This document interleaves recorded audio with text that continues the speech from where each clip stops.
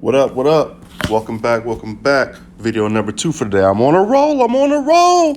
This is Chillmatic Sports. But how y'all doing? Let's get right into it real quick. Let's talk about this 6'10" Australian, Mr. Ben Simmons himself, Mr. Light Skin, Mr. Albie Shore. We ain't gonna keep talking, but let's get into it.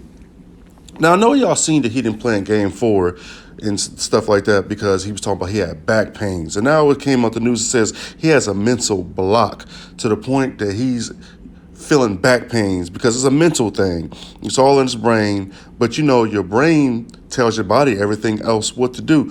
And honestly, I keep it real. I feel bad for the man. Now let's backtrack. Let's go back in time, like Back to the Future, baby. Okay, now let's think. He played for the 76ers. None of them had his back.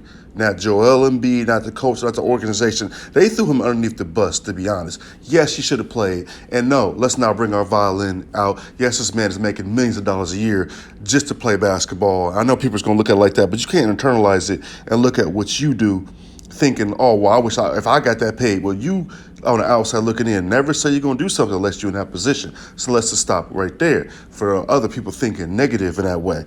But you got to think, if you're in an organization, you are getting beat down on social media, on the radio, on everything you can think of, and he's a young man, and we don't know what's going on mentally outside of basketball. He could have things going on. It's not like we really know. So the 76ers, we seen that they did not have his back. So he sat out. He got his bread, I think. I'm not sure. I don't really be trying to pocket watch, but he got his bread. But they didn't have his back, the organization. Now he went to the Nets. I seriously think when he felt like he went to the Nets, things were going to be better for him. But the mental was already built up. He already had built it up mentally, the embarrassment, the air balls, and not being able to shoot, everybody talking about him. Now, Ben Simmons, I know you don't ain't gonna hear this, but you a bad boy. You a bad Australian brother. You get busy out there, bro. Assist. Not shooting. You can work on that, but it's okay.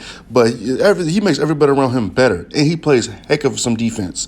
So I feel like us all, like you said, it's all in his head, and all he has to do is just get out of that. Like he said, it's a mental block, and you know that everything is going on within his brain. It really feel like his brain is telling his body, like, oh, we're hurt. Because you see, he said that he started having back problems. Game 4. I feel like it was the anxiety, the thought, the reliving stuff. Because you got to think, he ain't played since last playoffs for the 76ers where he did not show up. Joel showed up, but he didn't show up. It's always a mental thing. I feel like he's having flashbacks from all that and everything. I just hope the brother be able to get it together, not get it together like, hey, you need to get it together. Like, get it together for himself, because if he's had a mental problem, a mental block when it comes to basketball, what else could he be having a mental block with in life? That's all I'm saying. I don't want to see nothing with the brother that did it crazy or acted. This is just something off the chain.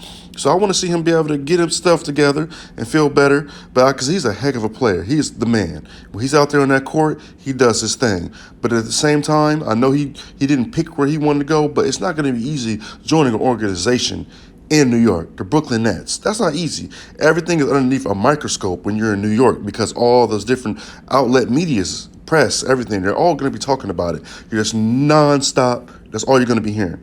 So I know it wasn't his choice to where he went, but I know he wanted to Philly, and I do feel like the hardest organizations, honestly, to play for is probably the Philly in general is hard to play in. If you're an Eagles football player, or if you're 76ers, that's a hard place to play. Them fans want their players to be good, and they will tell you when you suck, and they will call you and your mama, your brother, your sister out their name. And then let's say the Knicks, too. That's a hard place to play.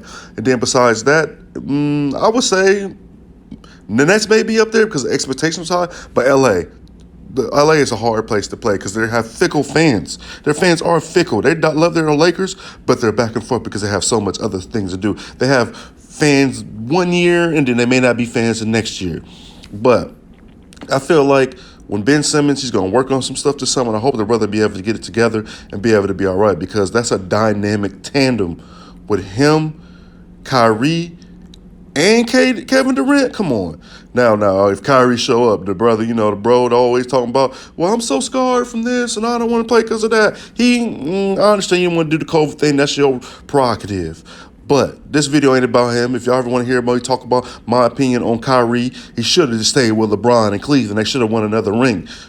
5,000 more rings, and I would have been cool with that. I'm a Celtics fan, but I live in Ohio, and I like to see anything Ohio go good. Anyways, But y'all have a good, blessed day. You feel me? Everything gonna be all right. If something's going on in your life, everything gonna be all right. Just pray if you believe in the Lord. But if you don't, just keep a positive attitude. And there's always gonna be people that's hating you, that's hating on you. And there's always people hate on you, and that's the reason that people hate on you because you're doing something. If you wasn't doing nothing, people wouldn't hate on you. If you just a bum, they wouldn't hate on you. That's when you need to be worried. When people stop hating on you, then be worried. Why they hating on you? Keep being great. Keep being focused. Blinders on. And peace out. This is Chillmatic Sports. Peace.